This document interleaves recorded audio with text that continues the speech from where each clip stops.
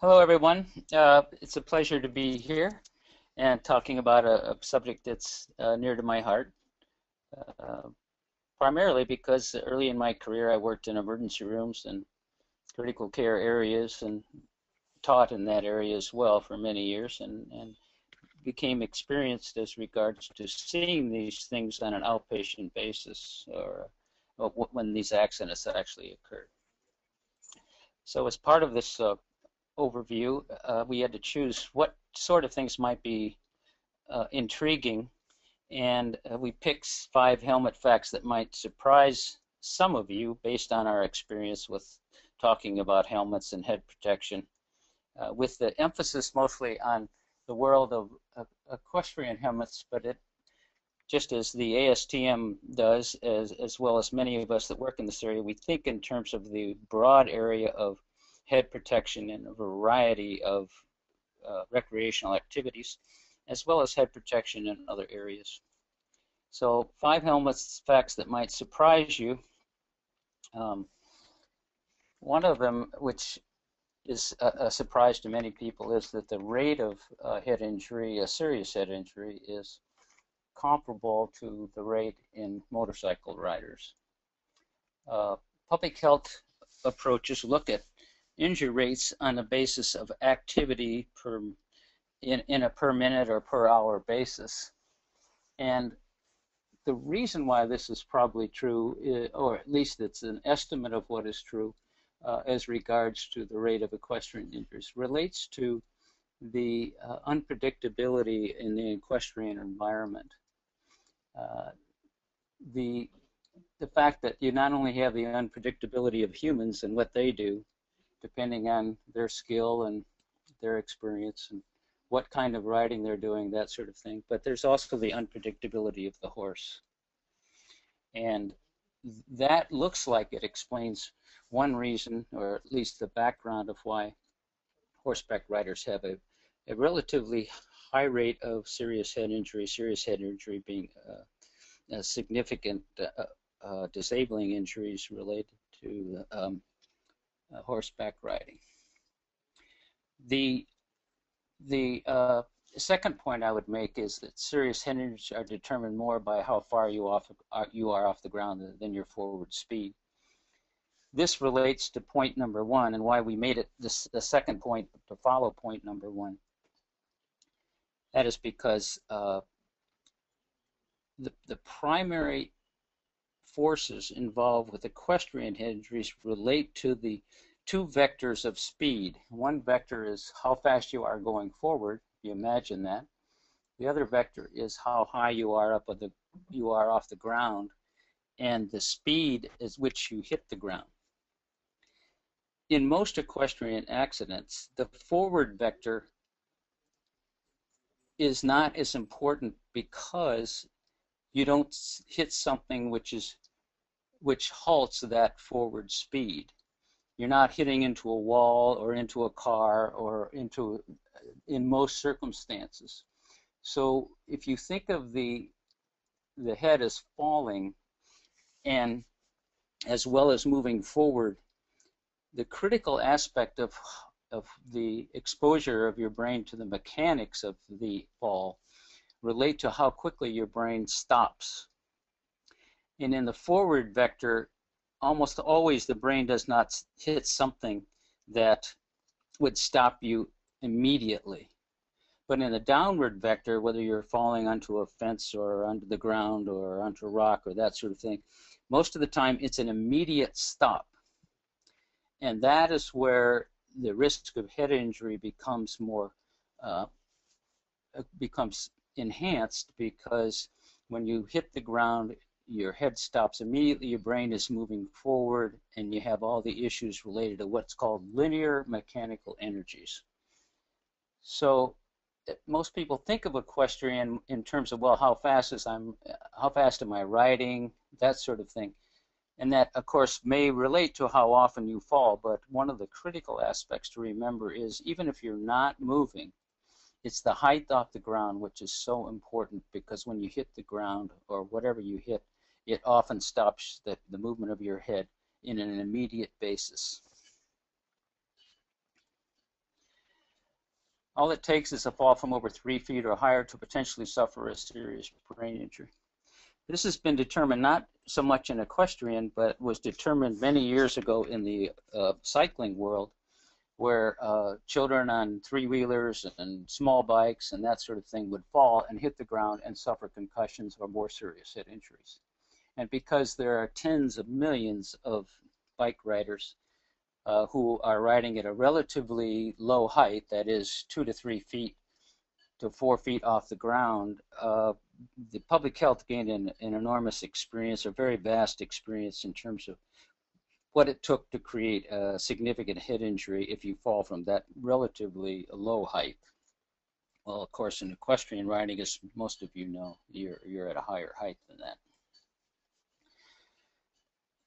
Fourth point I would make is that most people fully recover from a single concussion, but multiple concussions are a different matter.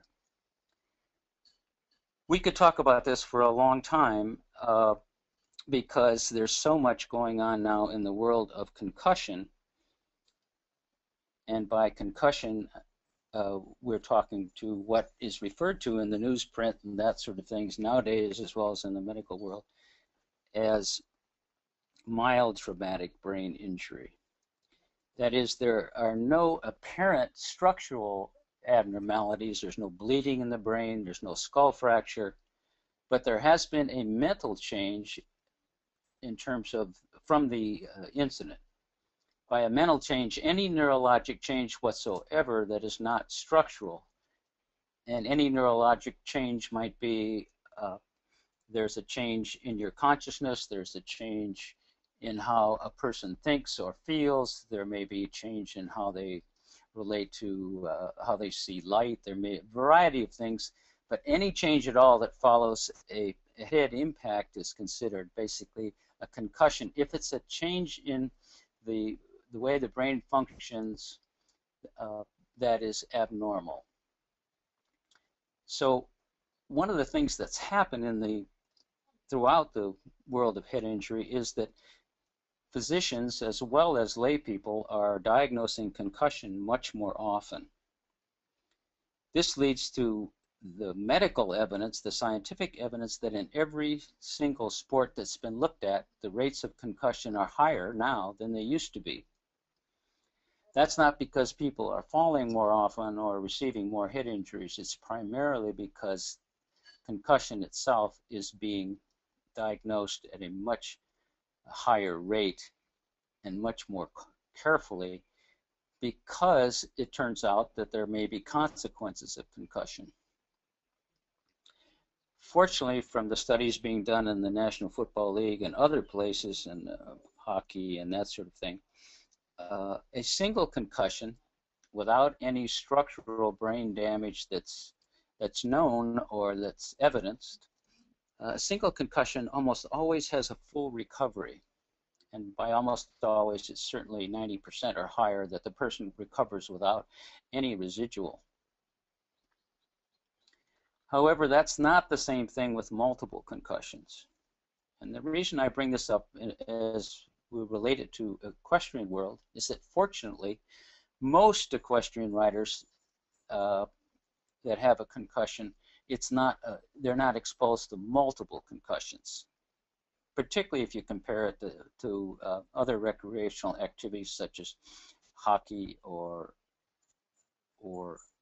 football or something like boxing, that sort of thing, where the brain impacts are relatively common, and there may be mild or moderate concussion effects that occur, and you have a real issue of preventing multiple concussions.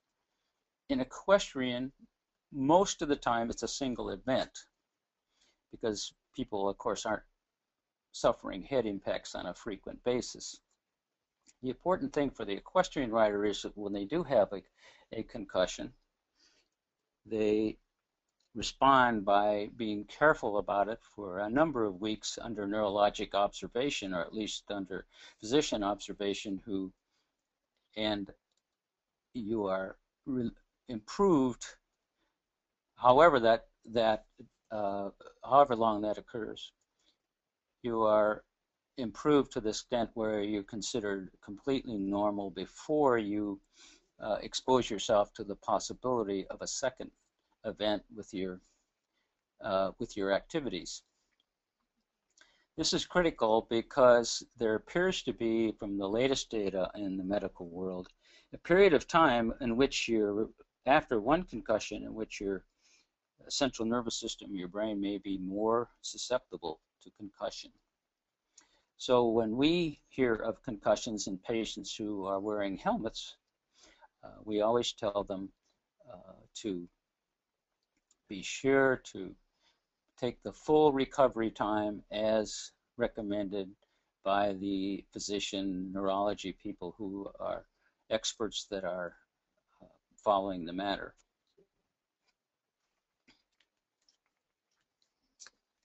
One of the major questions that comes up about head protection is, do helmets really prevent concussion? Before I address that question, the critical thing the first thing to say, and for all of us to remember, is that helmets were developed not with concussion as its primary target.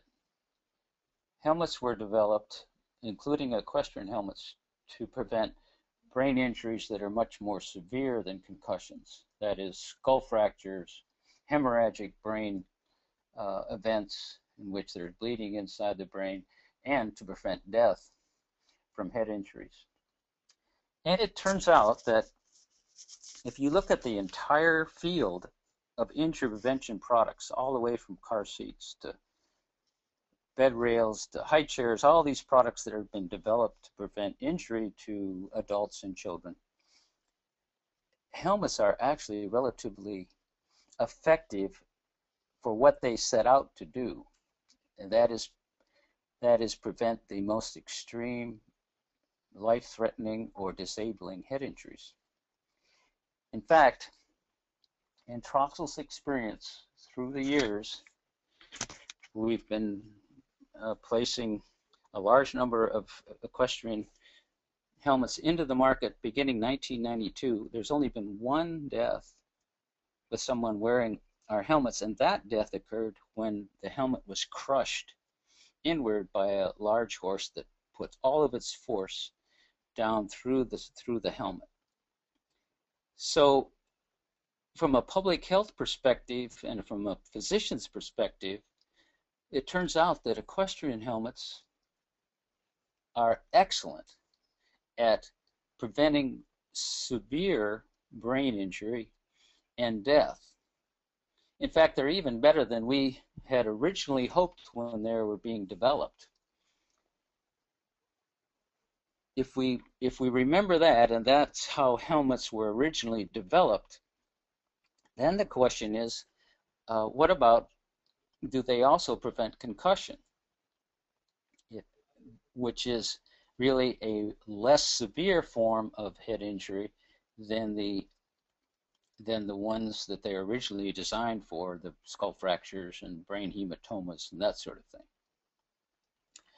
Well, there's two factors basically that come into being in terms of the answer to that question, and that is, one, that those who would have died or would have had very severe head injury can end up with a concussion instead of a more serious head injury, which means that in a way those people who would have been more severely injured are now going to be categorized in the concussion group. So that actually adds to the number of concussion people or rate of concussion, in that these people would have been classified in the severe brain injury group. And Troxel, which we try to track every head injury event that we hear about, we get very few now of serious ones, but we hear about concussions occurring while people wear helmets relatively often, every week or so. because we have millions of helmets in the field. We don't know whether those people would have suffered more extreme brain injuries, but it's likely that some of them would have had an extreme brain injury if they wouldn't have had a helmet on, and they would have been classified in that category of extreme brain injury. Now they come through when they wear a helmet as someone who has a less severe, what's called a mild traumatic brain event. So they're now in the concussion stage group. So in one sense, we now have an increased rate of concussion being seen, both from the fact that those who are more severe would have now entered the concussion category, as well as the fact that concussions are now being diagnosed much more often in every sport, such as basketball or field hockey or that sort of thing. So we don't really know whether helmets prevent concussion because the rate has been going up. The other aspect of whether helmets really prevent concussion relates to the type of events which occur. And this, I'll do my best to describe. It gets pretty complex, and during our question and answer, you can ask me more about it. But in summary, there's two types of energies that can lead to a brain injury. One energy is what's called linear energy, and if you think of linear energy, you can think of it as the brain or an object going in a straight direction or a straight vector and meeting the ground or meeting an object which immediately stops or slows that event, and all that energy is going in a straight direction, much like the head falling to the ground and coming to a sudden stop. That, in terms of the mechanics of head injury, is called a linear event or a linear energy. The second form of mechanical energy that occurs that can lead to brain injury is called rotational. In a rotational event, the head is rotating in one direction and is suddenly moved back in the other direction. An analysis of this might occur, for instance, in a hockey player who's going down the ice at a relatively high speed, and a hockey player coming in the other direction with a forearm hits the person's head and sends his head back in the other direction. And what you have in that case is what's called rotational energy. The brain is susceptible or can be injured by either of these energies or by a combination of them. I'm sure you can imagine an event which is pure linear, and you can imagine an event which is pure rotational, or you can imagine an event which has some of both. That's why in some cases you can see a head injury in which a person is wearing a helmet, but there's little, if any, damage to the helmet.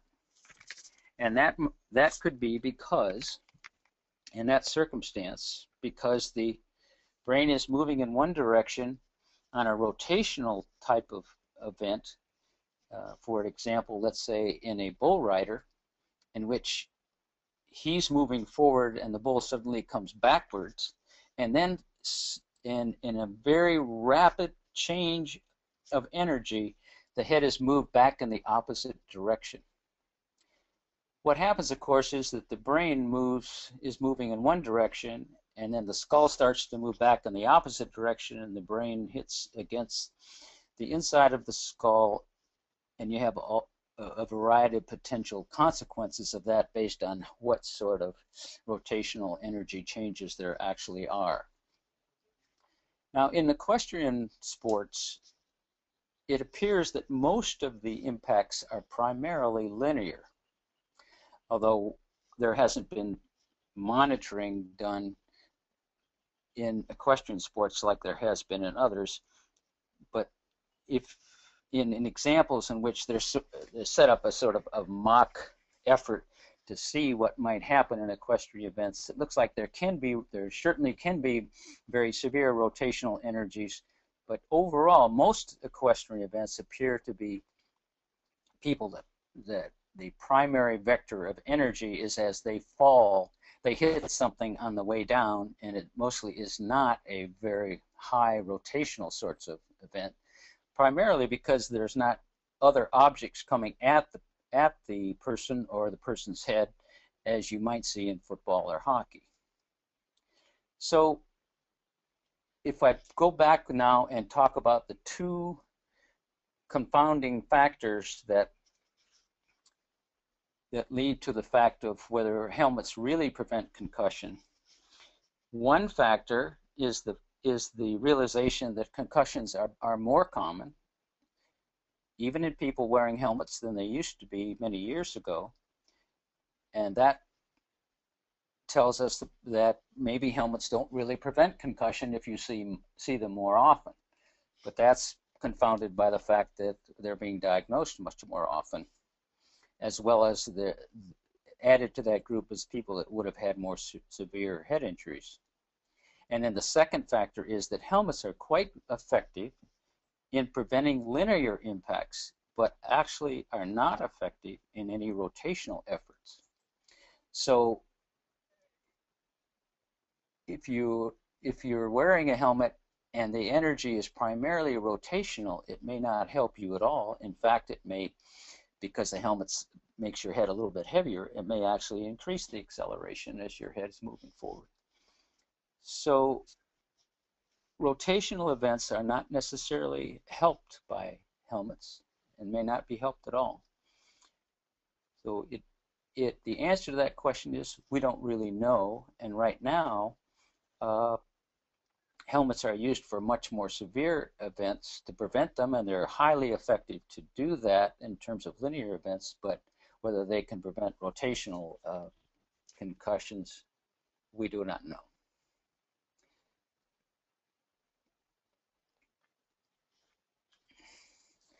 Thank you. Single impact helmets for equestrians are constructed differently than multiple impact helmets. This is the fifth and final point I make before going into some of the fun subcategories or questions that can come from these 5 points.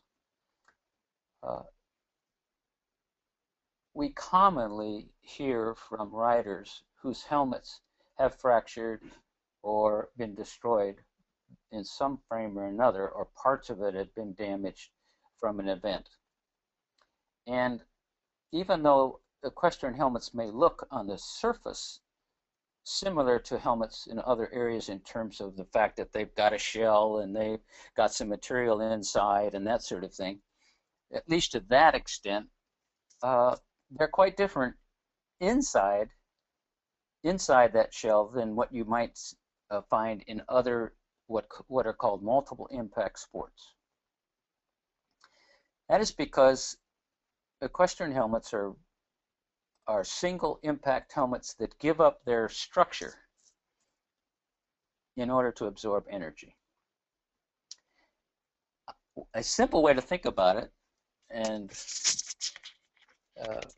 kids love this analysis, is this: if you had a melon on your head, such as a watermelon, and you fell from a high height, the first thing that happened is that watermelon would burst.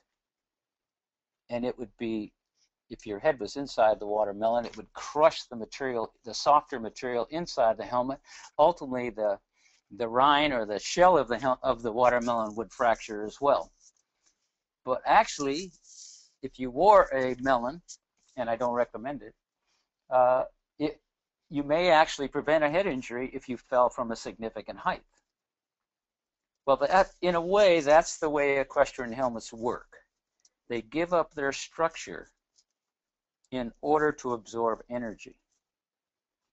Well, in multiple impact sports, you can't have such a helmet because not only might you have impacts every few minutes or more often, but you may have multiple impacts occur one right after the other. As a football, as the head of a football player bounces into one person, then bounces into another. So you need quick recovery, multiple impact material. We don't have that issue in equestrian or in other single impact uh, recreational activities.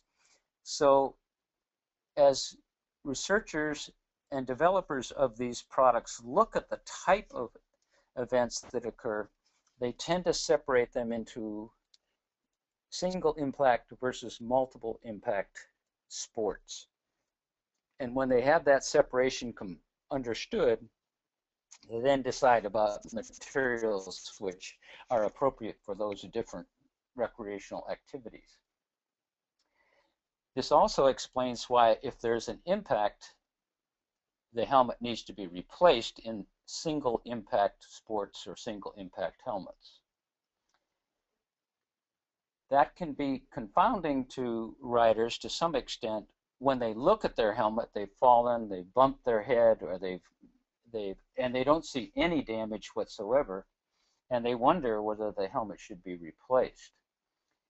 If there's any question, they should replace it, because when you look at the outside of the helmet, you cannot define whether there's been internal damage.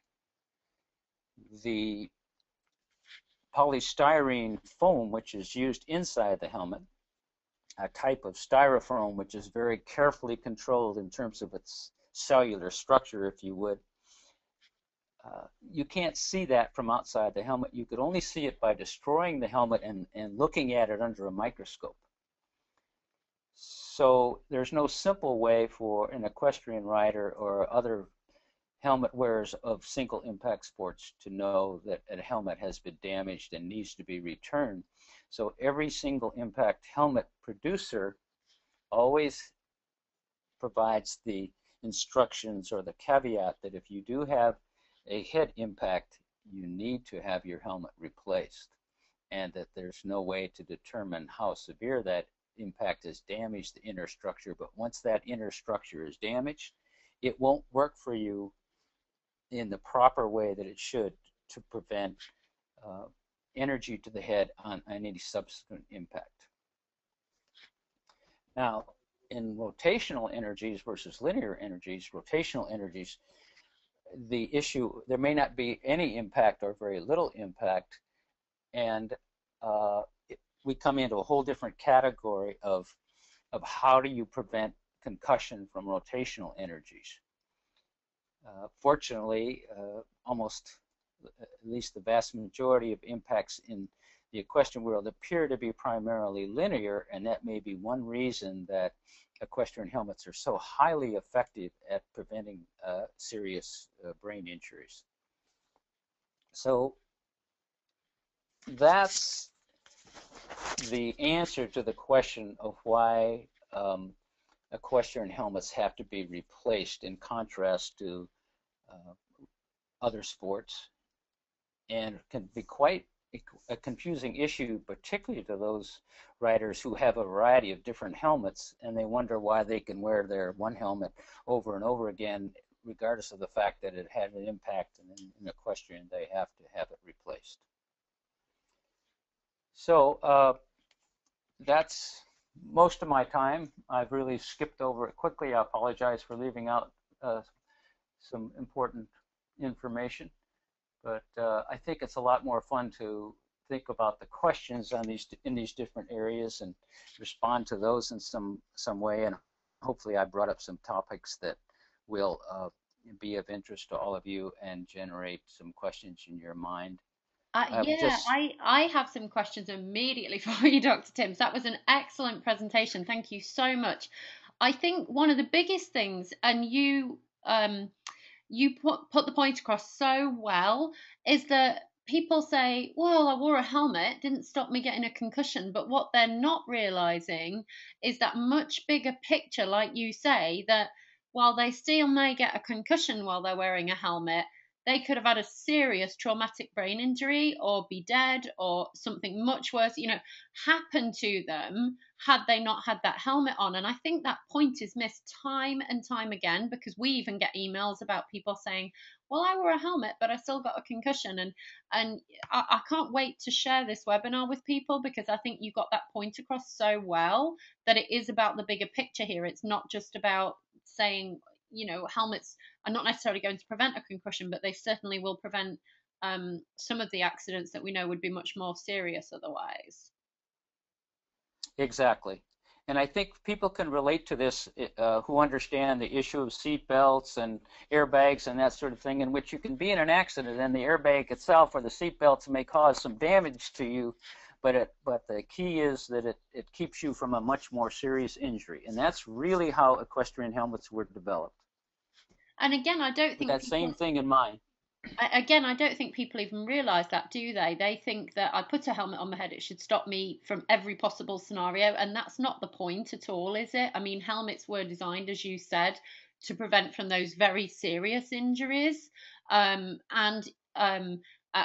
probably won't say this as eloquently as you certainly could, but the technology is improving all the time. The safety standards are improving all the time. So we can constantly go forward in making helmets ever more safer for equestrians as we learn about new technologies and the safety standards and that kind of thing. Would that be right? Yes, that's correct. And if you think back to the 1980s, the American Academy of Pediatrics and others that actually I was working with at the time we were interested in the new information that showed the rate of really severe head injury in the equestrian field. And then these articles came out and everybody was concerned about these really disabling head injuries and deaths that occur related to equestrian riding.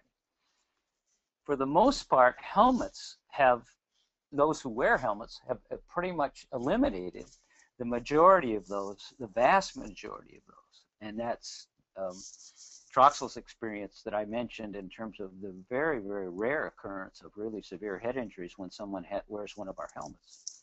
And that's so interesting to me as well, if I may interrupt for one moment, because I've never thought about it from the perspective that the reason we're seeing more concussions is because the helmets are doing such a great job at stopping those much more serious head injuries. And I'm not making light of somebody having a concussion either, but because helmets are doing exactly what they're supposed to do, that's why more concussions are being reported. And it really is interesting to think of it in that sense. It's not that, there's something wrong here with the picture, that why are we seeing all these concussions? It's because helmets are actually doing such an effective job.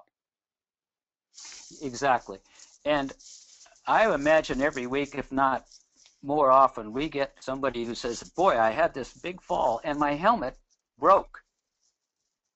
And they say, and they either have a concussion or no concussion. They're just was there anything wrong with my helmet? And we have to explain to them that you must have had a very serious fall because and head impact, because it takes a lot of energy to break these helmets. Right. But that's the way they absorb, and in a sense, that is an indicator. It's a flag of that person would have had a much more extreme head injury. And we get returned helmets every week that are crushed and broken and that sort of thing. And there may not be a concussion, but a concussion almost always, that's why I emphasize the point that almost everyone recovers from a single concussion without any residual. So even though we're at the stage of now where we say, okay, we prevented almost all of the most severe head injuries, now let's see if we can address the concussion issue. Right. That turns out to be very complicated because concussions can come from a variety of energy sources, and it's extremely difficult to be able to prevent all those. At least, though, we've gotten rid of most of the most extreme damaging impact-based head injuries. That, by the way, is an extremely rare fact in the world of injury prevention. If you look at pool alarms, if you look at child car seats, if you look at the entire world of injury prevention products, in my experience, and I've been working on this for 30 years with the state of California and that sort of thing, there's almost no injury prevention product which is as good at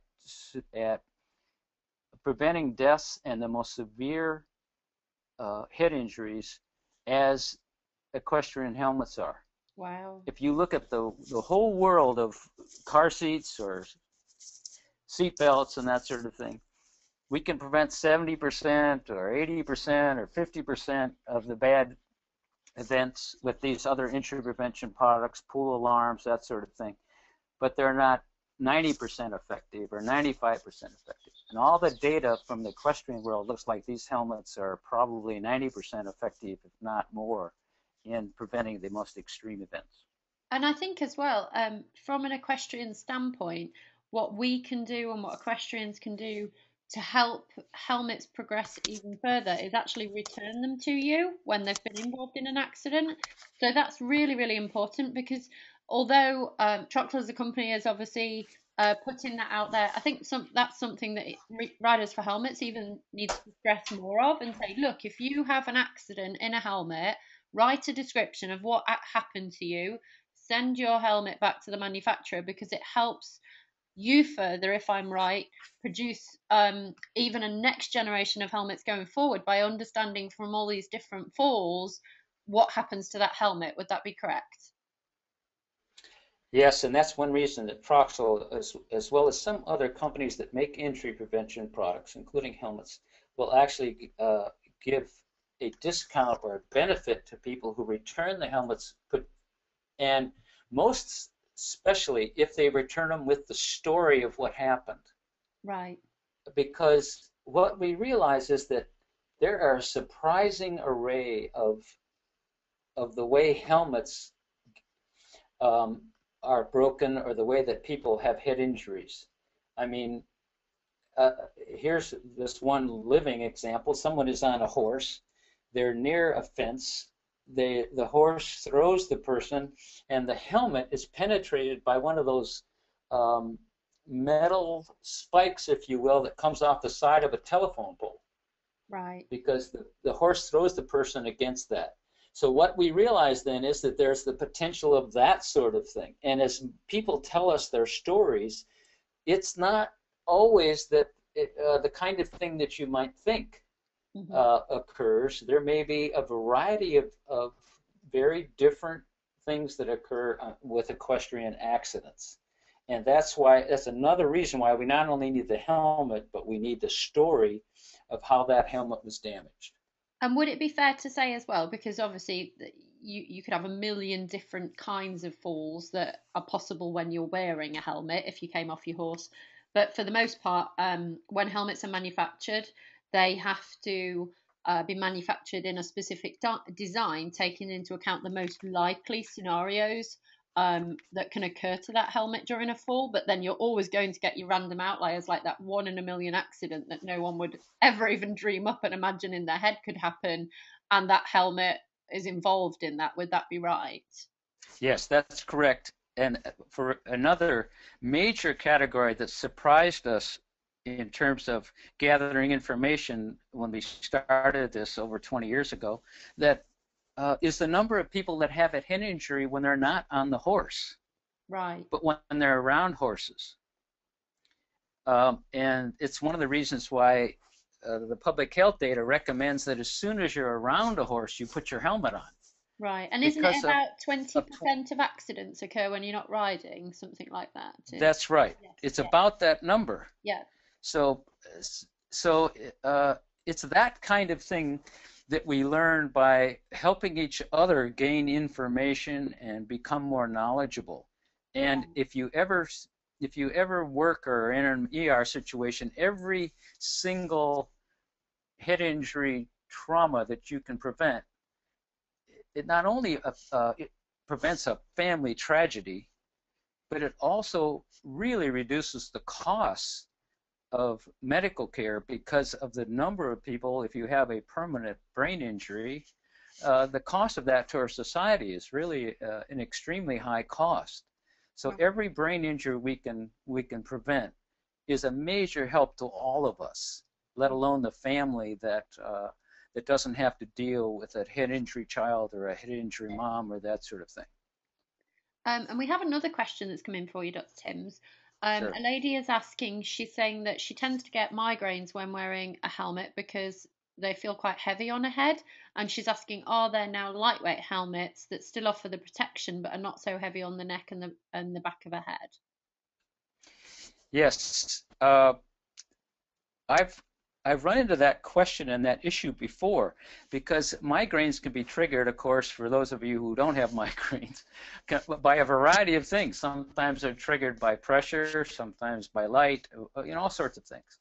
So unfortunately, this lady is obviously they are triggered by some sort of sensory input to the skin or the skull over her head. Because of the restrictions of standards, in essence, we're not allowed to make a helmet which doesn't meet that standard. And in order to meet that standard, we can get the helmets lighter, and some helmets are significantly lighter than others. So we have some helmets that go about 1 pound in total weight, and we have some that reach, 1.5 pounds or more. I would think, though, that she probably shouldn't be as concerned about weight as she should be about pressure. Right. And where that weight actually pushes on her head. So if I was her, I would go to, one of the dealers who carries a huge range of helmets and try different ones to see about various pressures. We have a new helmet out that is called a cinch fit system. And that system is designed in order to minimize the pressure and make the pressures on your head extremely comfortable as much as we can, and apply the pressures in a very uniform, relatively low energy type of way based on that pound or so, or 1.5 pounds sitting on your head. So I would try a helmet that has a cinch fit system. And I also would try a whole variety of helmets, because there may be a certain one that makes it most comfortable for you. And I think the dealers will probably let you, go in and wear it for 5 minutes or 10 minutes, and then maybe come back another day and wear another one for 5 minutes or 10 minutes until you can find one that is that doesn't trigger, or at least rarely triggers, your migraines. This is also something that the experience we've gained in other fields such as football and hockey and that sort of thing. So it's not unique to equestrian helmets. This has been an issue that's come up in a variety of head protection of sports. And speaking of fit, just expanding on that comment that you just made as well, if I may, for a moment. Obviously, the importance of somebody that does suffer migraines to making sure they get a correct helmet to lessen that for that particular individual. But when you're talking about going in and trying on helmets and that kind of thing, that's incredibly important as well, isn't it? To get the right helmet to fit you, because it's not just about wearing a helmet, it's about wearing one that fits. Because in the event of an accident, if you come off the horse and that helmet rotates or moves and doesn't fit you properly, it's not going to do an awful lot to protect your head. Yes, and there's two aspects of why fit is so vital. One is just how comfortable it is in terms of, will it stay in place? Will it remain in place during the event? Because when you want it to be right exactly where it should be is when you're flying through the air and going to hit something. Right. And I've given a lot of equestrian presentations, and I always routinely ask people to put up their hand with a number of fingers on it at the times they've fallen from a horse. And if you ride very much, sooner or later you're going to fall. Right. That's just what happens in the world of equestrian riding. So you all know that you're going to fall, and I can just leave it at that. You really need to realize that, and when you're flying through the air, you want to have that thing exactly in place. The other, and perhaps even more important in terms of fit, is the comfort, because if the helmet is so comfortable that you're not concerned about it, you will then wear it more often. Mm-hmm. You won't you won't take it off immediately when you get off the horse. Right. Or if it's a hot day, you'll wear it because it feels so good and it's very comfortable. So I think that's even the bigger reason. You'll put it on when you get near the barn, so you won't be walking around horses with your helmet off. Yeah. So that's the other reason to go to a little further extent to make sure that you got something that's comfortable. And then we've got another, it's more of a comment actually coming in than a question, but somebody's saying that they're very appreciative of the new, I think from their email that they're referring to the new Troxel helmets that have been launched recently with the great graphics and that kind of thing on, because as we all know, it's been a challenge breaking into the Western disciplines with helmet wearing. And anything for the youth that's funky, looks cool, makes wearing a helmet cool, and it's not excuse the expression, ugly on somebody's head, is a great thing. So I think that's more of a kind of comment and feedback for you guys, that people are appreciating those new designs and encouragement of the youth in participating in those Western disciplines to wear helmets. Right. Well, there's a lot of resistance in various areas. Like, for instance, there used to be in dressage, uh, there was a major resistance to using head protection. Well, this occurred in hockey and it occurred in cycling many years ago, that sort of thing. And equestrian, if anything, has more reason to wear helmets than almost any recreational sport. Yeah. Because it has a very high rate of serious head injury. Yeah. And the helmets are so effective. So trying to get through those barriers, which we all understand, whether you're you want to wear a Western cowboy hat or, that sort of thing, we all understand them, and trying to get through them, getting knowledge to people. Seminars like this are wonderful at introducing and trying to address some of the barriers, so people will begin to those who haven't addressed the issue of whether they should wear helmets or not, or won't address them, will make a change, just like skiing and hockey and other areas have done.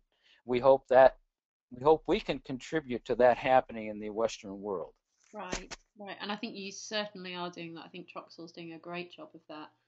Certainly applaud you for the strides that you have made, significant strides. So, well, thank you so much, Dr. Timms, for taking time to join us today.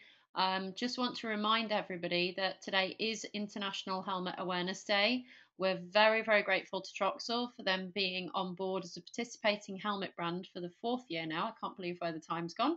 And you can find participating tack shops that are offering special one-time discounts today at ridersforhelmets.com/IHAD on the interactive map. And again, thank you, Dr. Timms, for joining us today. We'll get this webinar hopefully on the Riders for Helmets website next week, and then we'll start sharing it with everybody. And we really appreciate it. I think it gave a very important insight into helmets today. One of the most important things in my mind coming away from it is that we're not looking at the helmet wearing side of it, right? We're saying, well, I still got a concussion wearing a helmet. What we should be saying is, well, I'm not dead because I wore a helmet, and it needs to be that angle, or I don't have a TBI because of that angle, because of wearing a helmet. So I think that's hugely important, and I think you explained that very well today. So thank you. Thank you, everyone. I'm very grateful to be involved with such a program. Thank you so much for your time. Thanks. Bye-bye.